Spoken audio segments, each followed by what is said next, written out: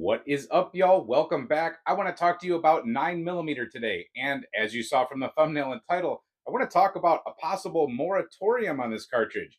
Do you think it's possible that we could actually stop buying 9mm for a little while? I know that sounds crazy and it probably sounds like I'm trolling or something like that, but that's not the case. I want to talk about a legitimate reason why we may want to hold off on buying that next 9mm.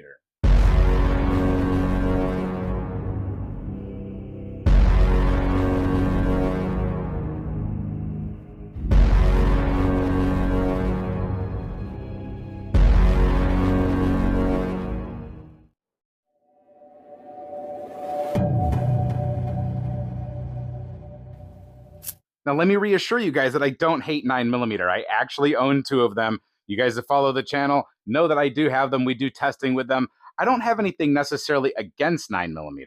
The reason I say we want to think about a possible moratorium on this cartridge is because this thing has flooded the market. This thing is everywhere. This is all you hear about. This is all you ever find anywhere is 9mm, 9mm, 9mm, at least at any reasonable price and any reasonable availability of these firearms. You can find cartridges of other types and you can find guns chambered in them. However, you're not going to find them as easily as you will find the 9mm.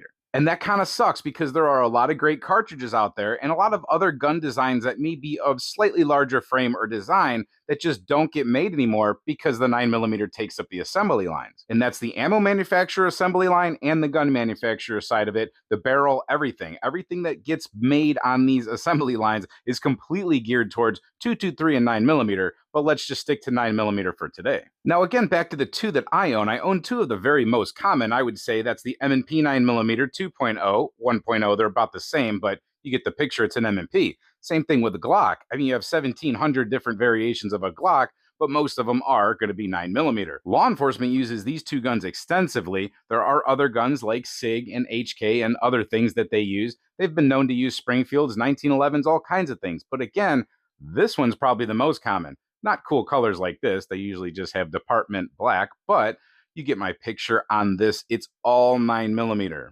When you go to the store, it's all 9mm. It's all 9mm. And again, yes, there are other options, but usually much more pricey and less available and less different varieties. Let's put it that way. There's 100,000 varieties of 9mm guns and ammo, but very few in the pistol or ammo category.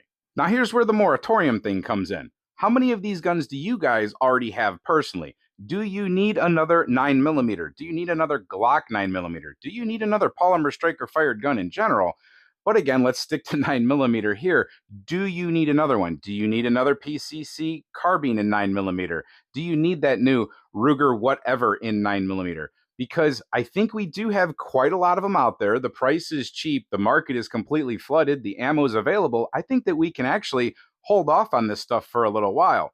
And here's where this is going to actually get good if you just follow the Turkey's simple plan. So I'm pretty sure that most people watching this video are already fully aware of the ammo crisis with prices. The prices just never came back down to where I think at least they should be. It's not cheap to shoot anymore, anything, including 9mm. So how do we get that price down? Well, we've learned since 4th or 5th grade that the way costs work with any goods that we're going to go ahead and purchase is supply and demand. So if we decrease the demand, but there is a high supply, the price will start to go down because naturally they have to get rid of their supply on hand, the manufacturers, that is. The less we keep running to the stores to buy this stuff, the more they're going to back up on inventory, whether it is the store level, the distributor level, or the actual manufacturer level, or anybody in between, importer, whoever's in the mix. So when that happens, they need to get rid of this stuff. They're going to start dropping prices. So the more that we, I don't want to use the word boycott, but the more that we act rational and conservative,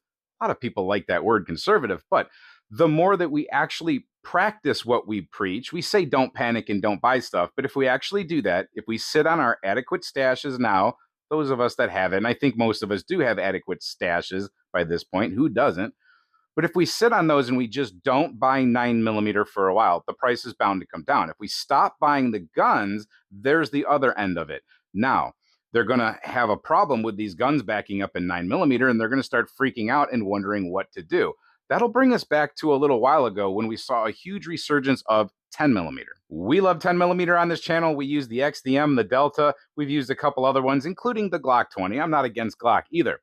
But we love 10mm, and it had a really good comeback because people started getting more interested in it, along with, I think, 9mm had saturated everything to the point that they needed to start pushing something else. They needed to make a little bit of money. And I think it worked out pretty well for them. We saw a good resurgence in 10mm, a lot of new ammo, and a lot of new firearms came out rapidly. So the ammo companies and the gun companies are used to training us. They like to pigeonhole us down to this 9mm and 223 and 12 gauge 2 3/4 inch. They want to keep it simple. Trust me. They want to just they want their assembly lines to just fly with ease. Just well greased machines that don't have to change around much. That's good for them, but not good for us. We don't want to have the prices go out of control for things we want, or the availability go down, leading to prices going up, and people hoarding and doing all that reselling, scalping things like we see with some of these other things other than 9mm. So now some of you may be asking, well, what should I buy? I mean, I want 9mm. Well, I'm saying think outside of the box a little bit. Are you sure there's nothing else you've wanted to explore? Did you want to get in on that 10mm thing? I know they say ammo is expensive and all that stuff, but did you want to get in on 10mm? Have you always wanted a wheel gun? Most wheel guns are not going to come standard 9mm. You can explore those cartridges a little bit. Have you been listening to the internet talk about how 9mm is the greatest thing for the past 20 years and all you want to do is try 40 Smith & Wesson or 45 ACP for the first time? Maybe now is a good time to actually try it. You can get 40 caliber guns on the police trade-in market actually pretty darn cheap, along with the ammo. The ammo's not too bad in comparison in reality. And if we can get companies to start manufacturing 40 caliber firearms again, that wouldn't be a bad thing. And anybody that's going to jump in with the 40 short and weak thing, just think about your comments before you actually leave them sometimes. But here in my hand is a great example of a company kind of trying to reach out and do something other than 9mm. So I pick on Smith & Wesson a lot, but here's their metal. It's the 2.0 metal that is usually chambered in 9mm. However, little to anybody's knowledge usually, they have a 40 caliber version. It'd be nice to see this in 45 or 10mm, or how about actually 357 SIG, which I regularly drop a 357 SIG barrel in it, and it's a very good gun in 357 SIG. And that's actually the thing. We might be able to save a cartridge like 40 Smith & Wesson I just showed you, or 357 SIG that I just talked about. Here's a SIG Nightmare. This is an awesome gun, 5-inch SIG 1911. I don't care about SIG's problems. I like their 1911s, but a really good gun that they don't make anymore. SIG doesn't currently make any 1911s or any guns for that matter in 357 SIG, and that's a shame. Glock doesn't either currently right now. They've dropped it. No major manufacturer is making 357 SIG that I know of. And the ammo is getting harder and harder to find. So we're talking about a very powerful, very nice, accurate, easy to shoot cartridge. It has a whole lot of good qualities. Foot pounds are out of this world. It's an awesome version of 9mm out of a 40 type of case, 40 caliber type of case. But it's a great option that's going away. It's basically going extinct.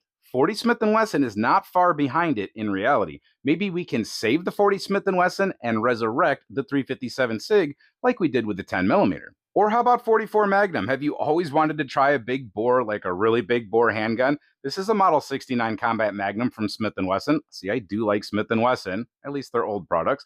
But how about trying out 44 Magnum? And then remember, it also shoots 44 Special, so it's not always Magnum. You can load that down just like a 38 Special is to a 357 Magnum. And then there's two cartridges you could help out. Buy some 30 or buy some 44 Special and buy some 44 Magnum. Buy an awesome revolver gun, keep the revolvers going. You see where I'm going with this? We can maybe help the gun community a little bit. They're not doing very well on revolver sales in reality compared to any of the polymer striker fire stuff. I don't know about 1911s, but I know that the polymer 9 is taking everything over. That's all they want to make. I think the least we can do is do our part and buy anything but 9mm. At least for now. They're always going to be on the market. There's always going to be trade-in guns. There's always going to be new manufacturer guns. Trust me, it would take 50 years of a very hard effort to try to decease 9mm. It's just not going to happen anytime soon. So let's put it on pause for a minute. I mean, seriously, if you own either one of these two guns or any of the CZs, the 2011s, all the millions of options out there, you're probably set. Now, if you really are set on that next 9mm, then go for it. If that's just your cartridge, go for it. But if you're at all curious about anything else, let's go ahead and put the 9mm to the side for now, and let's go ahead and do other cartridges. We got stuff like 40 Super, 450 SMC. We can do all kinds of revolver cartridges, like I said. Don't forget about 41 Magnum. Look into things you've never heard of before. If you go through our channel, you'll see some pretty impressive cartridges that are anything but your average common 9, 40, or 45. There's nothing wrong with any of those, but there's plenty out there. And 45 itself is getting forgotten. That's a horrible thing that might happen right there. 45 is a great cartridge, but it's getting more expensive all the time, harder to get good options for, and they're just not chambering guns in it, all under the idea of low capacity, which is just ridiculous. Anyways, let me know rationally in the comment section what you think about what I'm saying. Again, I'm not calling for a boycott. I'm calling for a training of the ammo and gun companies, which have very heavily trained and influenced what we do. Trust me, there is a big move for this all to go to 9mm, 223, and 12 gauge. We'll talk about the other two soon. In the meantime, let's just focus on this. I'd really like to hear your thoughts about this. Like I said, in a rational way. Hope you enjoyed this video. Hope to see you at the next one. And until then, stay safe, have fun, and keep shooting. 40, 45, 10mm, 357 SIG, 41 mag, 44 mag.